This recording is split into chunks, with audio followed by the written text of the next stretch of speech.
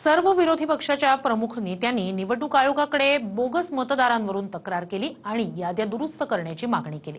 पण आता सत्ताधारी शिंदेचे आमदार संजय गायकवाड यांनीच बुलढाण्यात 1,00,000 बोगस मतदार असल्याचा दावा केलाय।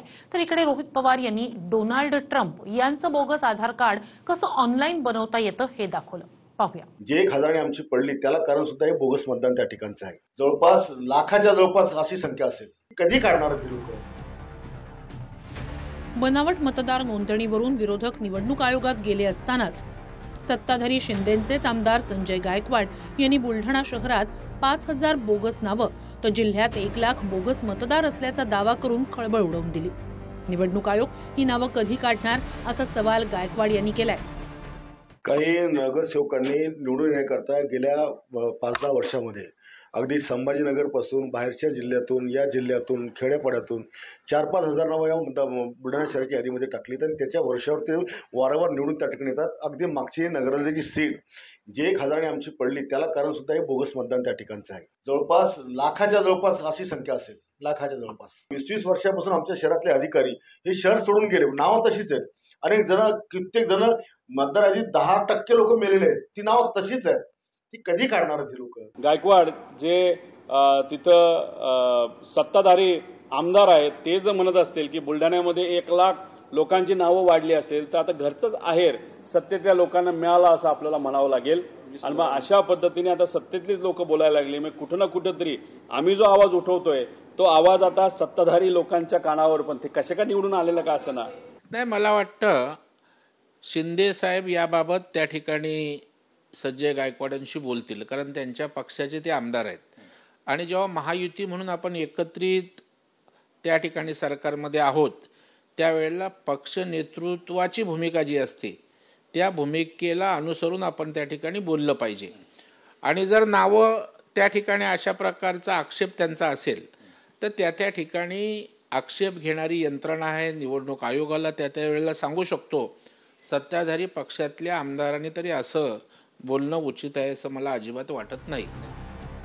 इकडे शरद पवारांच्या राष्ट्रवादीचे आमदार रोहित पवार यांनी बोगस मतदार नोंदणी ही बनावट आधार कार्डच्या आधारे होत असल्याचा आरोप केला। त्यांच्याच कर्जत जामखेड मतदारसंघात अमेरिकेचे राष्ट्राध्यक्ष डोनाल्ड ट्रम्प यांचं आधार कार्ड कसं बनलंय हे त्यांनी ऑनलाईन दाखवलं। ट्रम्प तात्याचं नाव आपण माझ्या मतदारसंघामध्ये रजिस्टर करू। कुठं करायचं? राशीनमध्ये करू। अशा अनेक वेबसाईट असतात। त्या वेबसाईट 4 दिवस चालतात, बंद पडतात, परत नवीन वेबसाईट काढली जाते, 10 दिवस चालते, बंद पडते। आम्हाला एक वेबसाईट तिथं आता सापडलेली आहे। हे कसं केलं जातं हे तुम्ही समजून घ्या। आणि याचा वापर धड दिवसा ढवळ्या या सरकारने तिथं केलेला आहे। कुठलाही नंबर घ्या, 1 2 3 4 5 6 7 8 9 10 11 12 आधार कार्ड नंबर आपण टाकू। टाकला आधार कार्ड नंबर, ट्रम्प तात्या, डोनाल्ड ट्रम्प तात्या, ठीक आहे। वडिलांचं नाव मला माहित नाही, जे करू। हाऊस नंबर, माझ्या मतदारसंघात 0 हाऊस नंबरवर अनेक लोक रजिस्टर आहेत, 0 करा। गल्ली काय म्हणायची? पांढरं, सॉरी व्हाईट हाऊस नाही वापरायचा, पांढरा बंगला। पिनकोड टाका कुठला आहे, उद्या वरचा आलाय तो कुठलाही घेता येतो पण टाका कुठला असेल। आता मी आधार कार्ड त्यांचं झाले, मतदार झालेले आहेत, कदाचित हे उभा सुद्धा राहू शकतात। घराचा खोटा नंबर, मेलचं फिमेल केलं, बंगला कुठलाही टाकला, कुठेही क्रॉस व्हेरिफिकेशन नाही। आधार कार्ड नंबर सुद्धा डुप्लिकेट तिथं झालेला आपण सगळ्यांनी बघितला। फक्त हे बघितलं जातं ना अधिकारी डोळे झाक पद्धतीने अशा पद्धतीने मतदान तिथं करून घेतात। तर वडेट्टीवारांनंतर रोहित पवार यांनीही मतदार यादीवरून भाजपच्या देवांग दवे यांच्यावर आरोप केलेत। निवडणूक आयोगाच्या वेबसाईटचं काम दवे यांना मिळालं असून ते नावं मतदार याद्यांमध्ये टाकतात आणि डिलीट करतात असा आरोप रोहित पवार यांनी केलाय। एक मेथोडॉलॉजी डिझाईन केली गेली। आता ती कुणी डिझाईन केली असं आमचं मत आहे। देवांग दिवे नावाच्या एका व्यक्तीने तिथं केलेली आहे। देवांग दवे ही व्यक्ती कोण आहे तर भाजपचे पदाधिकारी आहेत।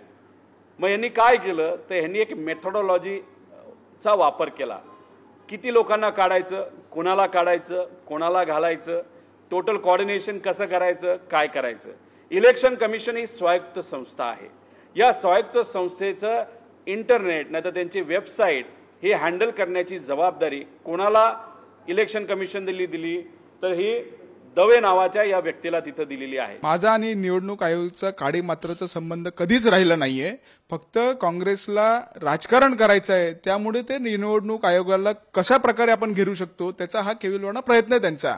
आणि काही असेल तर त्यांनी तथ्य दाखवावे ना. निवडणूक आयोगाशी आपला काहीही संबंध नाही असं म्हणत देवांग दवे यांनी आरोप फेटाळले आहेत. तर रोहित पवारांनी ट्रम्प तात्यांच्या नावानं दाखवलेलं बनावट आधार कार्ड ही गंभीर बाब आहे. बुलढाण्याहून गणेश सोलंकीसह अक्षय मंकणी, TV9 मराठी, मुंबई.